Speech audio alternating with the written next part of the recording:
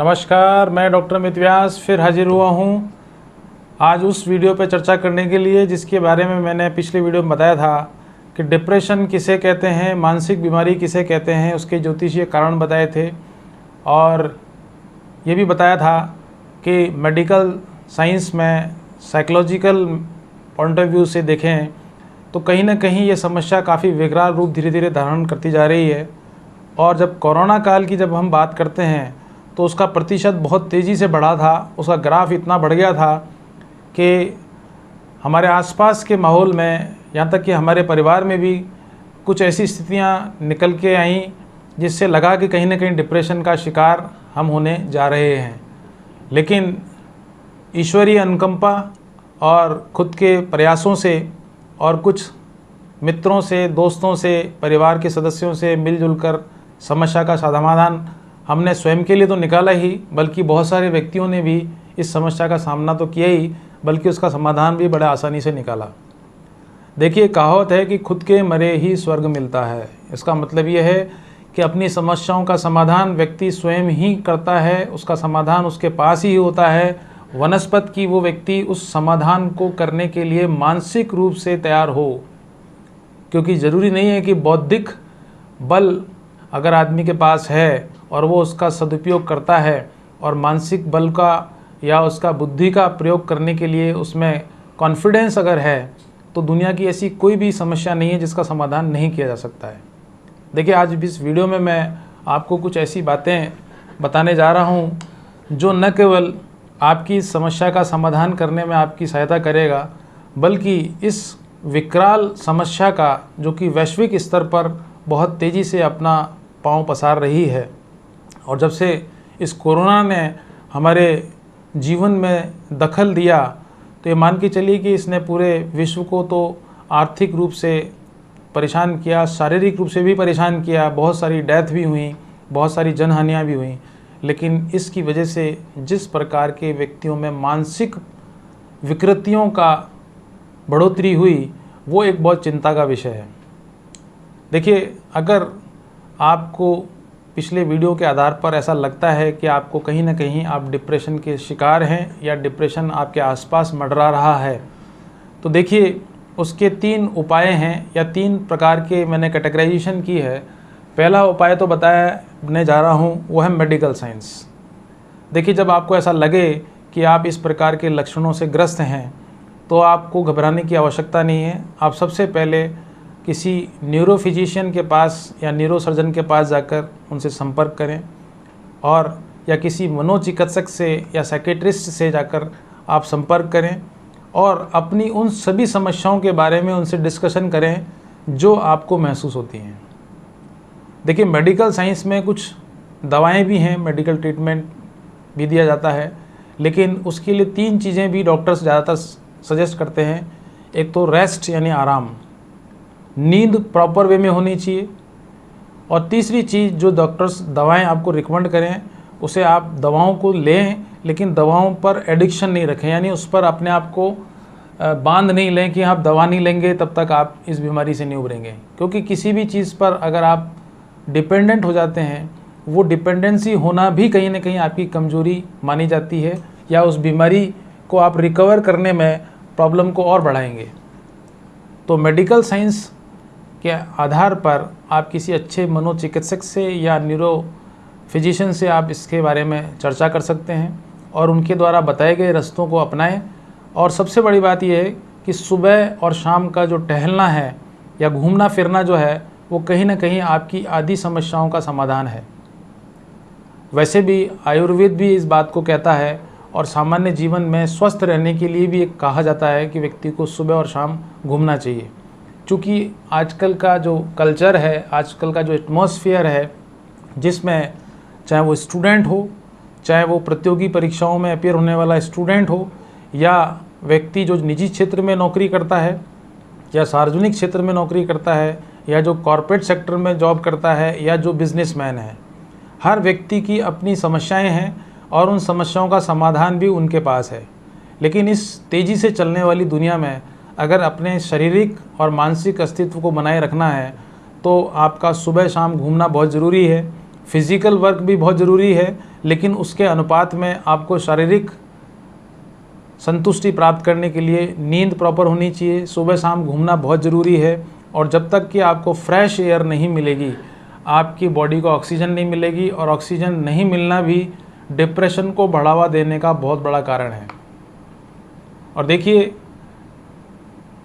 अगर चिकित्सकीय आधार पर हम बात करते हैं तो पानी का अधिक से अधिक सेवन करना चाहिए। सूर्य की रोशनी का भी प्रॉपर तरीके से एक्सपोजर शरीर को मिलना चाहिए, और जब तक शरीर को प्रॉपर तरीके से ऑक्सीजन नहीं मिलेगी तो ये समस्या बढ़ेगी, घटेगी नहीं। तो कहीं ना कहीं मेडिकल साइंस के आधार पर अगर आपको डिप्रेशन की वजह से बीपी फ्लक्चुएट करता है या आपकी मेमोरी लॉस हो रही है, तो आप दवाओं के साथ साथ में कुछ ऐसे शारीरिक व्यायाम करें, योगासन करें, और विशेष रूप से आप ऐसे वीडियोस देखें या ऐसे लिटरेचर को पढ़ें जो आपको उस समस्या से समाधान दिलाने में सहायक तो बने ही, साथ में आपकी इस परेशानी को पूरी तरीके से ख़त्म भी कर दे। और देखिए, जहाँ तक सवाल है मनोविज्ञान का, तो ये बीमारी भी एक मनोवैज्ञानिक बीमारी के रूप में है। हालांकि कुछ बॉडी के ऑर्गन्स ऐसे होते हैं जिनके डिसऑर्डर होने की वजह से ये बीमारी भी उत्पन्न होती है, मगर ये प्रतिशत लगभग 17% है। बाकी की जो प्रतिशत है 83% जो बीमारी है वो कहीं ना कहीं मनोविज्ञान से जुड़ी हुई है। तो आप स्वाभाविक सी बात से समझ सकते हैं कि 17% से ही मेडिकल साइंस के आधार पर हम उसको डिप्रेशन में मानते हैं। बाकी की 83% जो प्रॉब्लम है वो कहीं ना कहीं मनोविज्ञान से जुड़ी है। और मनोवैज्ञानिकों का ये मानना है कि आप 5 प्रकार की बातों को अगर फॉलोअर बन जाते हैं या उसका अनुसरण करते हैं तो आप इस समस्या का काफ़ी हद तक समाधान कर सकते हैं। देखिए, सबसे पहले तो ये है कि आप एक ऐसे जीवनचर्या को बनाएं जो पुनरावृत्ति करने वाली नहीं हो, यानी आप कुछ नया नया करने का प्रयास करें। अगर मान लीजिए घर से बाहर निकलते हैं, टहलने घूमने जाते हैं, तो आप अपनी रूटीन लाइफ में थोड़ा सा परिवर्तन करके देखें। अपने रहन सहन में, अपनी वियरिंग्स में, अपने कपड़ों को पहनने में, नहाने धोने में, या ऐसा कोई भी काम जो आपके दैनिक दिनचर्या का है उसमें थोड़ा परिवर्तन लाएं। आप निश्चित रूप से देखेंगे कि आपको कहीं ना कहीं मानसिक रूप से संतुष्टि मिलेगी। दूसरा ये कि आप म्यूज़िक यानी संगीत से अपना जुड़ाव रखें, क्योंकि संगीत एक ऐसा माध्यम है, सशक्त माध्यम है, जिससे आप अपनी उमंग तरंगों को वापस से लौट के ला सकते हैं। क्योंकि संगीत जैसा सुनेंगे वैसा ही आपके आचार व्यवहार में परिवर्तन आएगा। तो पुराने गाने सुने या नए गाने सुने, लेकिन रोते हुए गाने नहीं सुने, यानी जिसमें नेगेटिविटी निकल के आती हो। आप ऐसे गाने सुने, ऐसे सॉन्ग्स को चुने जो आपको शारीरिक और मानसिक दोनों ही तरीके से एनर्जेटिक करते हैं। तीसरा तरीका ये है कि आप अपनी समस्या का सॉल्यूशन प्राप्त करना चाहते हैं तो अपनी समस्याओं को अपने मित्रों, अपने रिश्तेदारों या ऐसे व्यक्तियों को शेयर करें जो आपकी समस्या का समाधान करने के साथ साथ में आपको ऐसे सुझाव दें जो आपके जीवन में नीरसता को ख़त्म कर कर एक उमंग उसमें जारी कर सकें। दूसरा, समय समय पर आप एक ऐसी स्ट्रेटजी बनाएं, एक ऐसी क्रियाकलाप करें जिसमें इनोवेशन या इन्वेंशन होता हो। आप म्यूजिक भी सुन सकते हैं, डांस भी कर सकते हैं, एक्टिंग भी कर सकते हैं। और चूँकि आजकल सोशल मीडिया का इतना ज़बरदस्त प्रभाव बढ़ चुका है कि आप अपने आप को उस एक्टिविटीज़ में बिज़ी कर सकते हैं। हर आदमी टैलेंटेड होता है और उस टैलेंट को वो पहचानता नहीं है, लेकिन उसकी पहचान दिलाने में सोशल मीडिया का बहुत बड़ा योगदान है। तो आप अपनी इस समस्या से अगर निजात प्राप्त करना चाहते हैं तो आपके अंदर कोई भी इस प्रकार की क्वालिटी है तो आप उसको एक्सपोजर अधिक से अधिक देने का प्रयास करें। कोशिश ये करें कि आप ऐसे समय व्यतीत करें जिससे कि आपको अकेलापन महसूस नहीं हो, क्योंकि व्यक्ति जब अकेला होता है तो उसके ऊपर ये समस्याएं, ये बीमारी जो है बहुत तेज़ी से हावी होती है। तो अपने आप को बिज़ी रखें, चाहे वो क्रिएटिव वर्क में रखें, डेली रूटीन लाइफ में रखें, घर के सभी कामों में अपने आप को इन्वॉल्व करने की कोशिश करें। कोशिश ये करें कि अच्छे से अच्छे परफ्यूम्स लगाएं, अच्छे से अच्छे कपड़े पहनें, मूवीज़ देखें, अपने परिवार के साथ में अधिक से अधिक समय स्पेंड करें, और अगर हो सके तो अपने मित्रों और रिश्तेदारों का जो संख्या बल है उसको बढ़ाकर अपनी समस्याएं उनमें शेयर भी करें और उनसे उनके सुझावों को अपने ऊपर अमल करने का प्रयास करें। तो देखिए, ये तो बात हुई मेडिकल साइंस और मनोवैज्ञानिक उपाय की। अब बात करता हूँ मैं ज्योतिष की। देखिए, मैंने बताया पिछले वीडियो में कि चंद्रमा, राहु, केतु, मंगल और बृहस्पति, ये 5 ग्रह विशेष रूप से इस बीमारी के लिए जिम्मेदार माने जाते हैं।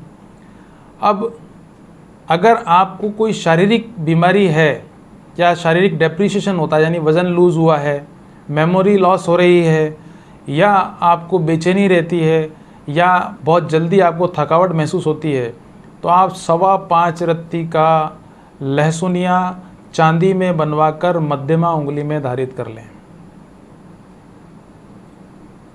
और अगर आपकी मति भ्रम होती है, कॉन्फिडेंस फ्लक्चुएट करता है, डिसीजन मेकिंग में पुअरनेस महसूस कर रहे हैं, तो आप 5.25 रत्ती का या 4.25 रत्ती का पुखराज सोने में बनवाकर इस तर्जनी उंगली में धारित कर सकते हैं।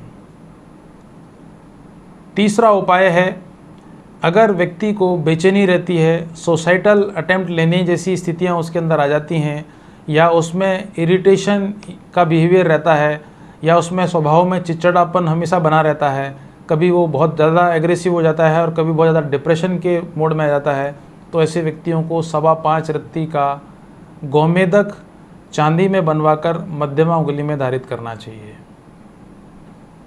ये तो उपाय हैं स्टोन थेरेपी के रूप में। और 3 उपाय आपको वो करने हैं जो बहुत सामान्य उपाय हैं। एक तो ये कि आप सुबह उठने के बाद 2 पत्ते तुलसी के पानी के साथ ग्रहण करें, जिससे बॉडी के अंदर जो भी ऑर्गेनिक या कोई भी ऑर्गन्स को लेके डिसऑर्डर होगा, तो वो चीज़ उसको दूर करने में आपको सहायता प्रदान करेगी। दूसरा, आप 6 मुखी या 9 मुखी या 14 मुखी रुद्राक्ष आप अपने गले में धारित कर सकते हैं। ये भी आपके डिप्रेशन को दूर करने में बहुत चमत्कारिक प्रभाव दिखाएगा। एक उपाय यह है कि आप प्रतिदिन शिव जी को जल चढ़ाना प्रारंभ कर दें, क्योंकि शिव जी को जल चढ़ाने से जहां आपके मानसिक एकाग्रता में वृद्धि होगी, नेगेटिव विचार दूर होंगे और आपकी लाइफ में एक डिसिप्लिननेस आ जाएगी, जिसकी वजह से आप कहीं ना कहीं आपकी थकान, लथार्जिकनेस, नेगेटिविटीज़ ऑटोमेटिकली ख़त्म हो जाएंगी। और आखिरी में जो उपाय मैं बताने जा रहा हूँ, जो कि काफ़ी बहुत पावरफुल भी है और मैंने व्यक्तिगत रूप से उसको खुद ने किया है। मैंने पिछली वीडियो में बताया भी था कि मैं भी कुछ दिनों के लिए डिप्रेशन के दौर से गुजरा हूँ। तो ऐसी स्थिति में मैंने हनुमान चालीसा का पाठ किया और उस हनुमान चालीसा का पाठ करने से मैं बहुत तेज़ी से इस नेगेटिविटी से बाहर निकल के आया हूँ। और मैंने बहुत सारे व्यक्तियों को इसका सुझाव भी दिया, तो उनको कई प्रकार के चमत्कारिक लाभ भी होते हुए देखे गए हैं। और मैं आपको एक विशेष जानकारी देने जा रहा हूँ इस वीडियो के माध्यम से, वो ये है कि हनुमान चालीसा का प्रोनाउंसिएशन करने से या उसका जाप करने से हमारे हिंदी के जितने भी स्वर और व्यंजन हैं, हम उसका उच्चारण बड़ा आसानी से कर लेते हैं। और आपको पता होना चाहिए कि अगर हम किसी भी भाषा का इस्तेमाल करते हैं, उसको पढ़ते हैं या लिखते हैं, और अगर उसमें हमने सभी स्वर और व्यंजनों का उसमें इस्तेमाल कर लिया प्रोनाउंसिएशन करने में, तो हमारे बॉडी के जितने भी ऑर्गन्स होते हैं वो इतना प्रभाव दिखाते हैं कि हमारी बॉडी के अंदर जो भी नेगेटिविटीज़ होती हैं वो 101% दूर हो जाती हैं।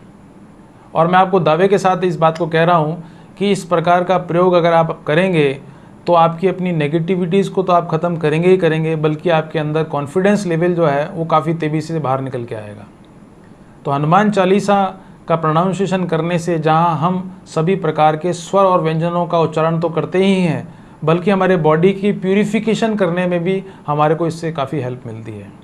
जैसा कि मेडिकल साइंस और मनोवैज्ञानिकों का यह मानना है कि बॉडी में जब ऑर्गन्स का या किसी हार्मोनल इम्बैलेंस होने की वजह से ये समस्याएं आती हैं, तो उस केस में इस हार्मोनल इम्बैलेंस को अच्छा करने के लिए हनुमान चालीसा से बेस्ट कोई ऑप्शन नहीं है। ये मेरा अपना व्यवहारिक अनुभव है।